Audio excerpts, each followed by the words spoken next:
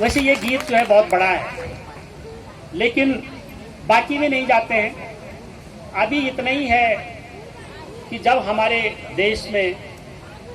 प्रधानमंत्री के रूप में माननीय मोदी जी आए तो उन्होंने कहा कि मैं गंगा के लिए आया हूँ, और उन्होंने गंगा बचाने के लिए, गौमुख से गंगा आ रही है उसको बचाने का संकल्प लिया और कहा कि हम नमामि गंगे कार्यक्रम चलाएंगे। और उन्होंने इस कार्यक्रम को बहुत वाकबी से पिछले सालों में इससे चल रहा है, और एक मौका है कि इसमें गंगा पर क्या प्रभाव पड़ा क्या न पड़ा उस दिशा में यदि हम उतना समय नहीं होगा, लेकिन एक संवाद का माहौल, गंगा पानी और गंगा के स्रोतों, ग्लेशियर पर एक नए सिरे से पूरे देश और दुनिया में एक संवाद का माहौल बना। अब संवाद दोनों तरह से होता है, आलोचनात्मक भी होता है और सकारात्मक भी होता है,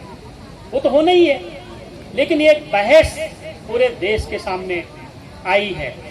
और फिर बीच में आप देख रहे हैं कि हमारा अमृत महोत्सव भी चल रहा है, और इस समय आज़ादी के 75 साल हमने पूरे कर दिए। और साथियों, हम सब जानते हैं कि हम ये सोच रहे हैं कि हमने पहले क्या किया और अब हम आगे क्या करेंगे, उसकी दिशा क्या होगी। अब क्योंकि हम गंगा के संदर्भ में बैठ रहे हैं तो इसकी दिशा क्या होगी, इस पर विचार करने की आवश्यकता है। और निश्चित ही गंगा विचार मंच इसके लिए बहुत अच्छा प्रयास कर रहा है, मैं आपको धन्यवाद देता हूँ। साथियों, आप जानते हैं कि नमामि गंगे कार्यक्रम के अंतर्गत करीब 30,000 हेक्टेयर जमीन पर केंद्र की सरकार ने राज्यों के साथ मिलकर के, खासकर उत्तराखंड, उत्तर प्रदेश, बिहार, झारखंड, पश्चिम बंगाल के साथ मिलकर के 30,000 हेक्टेयर जमीन पर जंगल लगाने का संकल्प लिया है, और जंगल लग भी रहा है। ऐसा नहीं है हर साल वृक्षारोपण हो रहा है, उसकी फोटो अखबारों में छप रही बढ़िया से,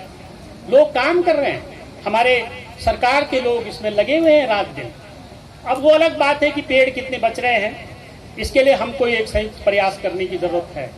लेकिन मैं कहता हूँ, मेरा एक सुझाव है, यहाँ पर उप जिलाधिकारी महोदय है, हमारे महात्मा लोग हैं, हमारे नौजवान साथी हैं, कि यदि हम गंगोत्री के उद्गम में हरे देवदार के लाखों पेड़ों को बचा पाए तो हम गंगा को भी बचा पाएंगे। अब मैं ये क्यों कह रहा हूँ, मैं इसलिए कह रहा हूँ क्योंकि अभी जो गंगा के उद्गम में हमारे जो सड़क निर्माण होना है, अभी उत्तरकाशी से और गंगोत्री तक करीब 2 लाख देवदार के पेड़ कटने हैं। साथियों, हमारे पास विकल्प है सर, हमारे पास विकल्प है कि यदि हम जसपुर से पुराली बगोरी होते हुए हर्षिल और गंगा के गांव मुखबा से नई सड़क बना दें तो झाला से और जांगला तक करीब 2 लाख पेड़ों को हम कटने से बचा सकते हैं, और उस क्षेत्र में सड़क को केवल 7 मीटर चौड़ा कर दें और इधर से नई सड़क बना दें तो जाने के लिए तो पूर्व की तरह झाला से ही लोग जाएंगे, झाला और धराली से ही लोग गंगोत्री पहुंचेंगे, लेकिन जब वापस आएंगे तो गंगा का गांव देखते हुए जाएंगे और वो क्षेत्र भी पर्यटन से जुड़ पाएगा। ये क्यों नहीं हो सकता है? और हमारे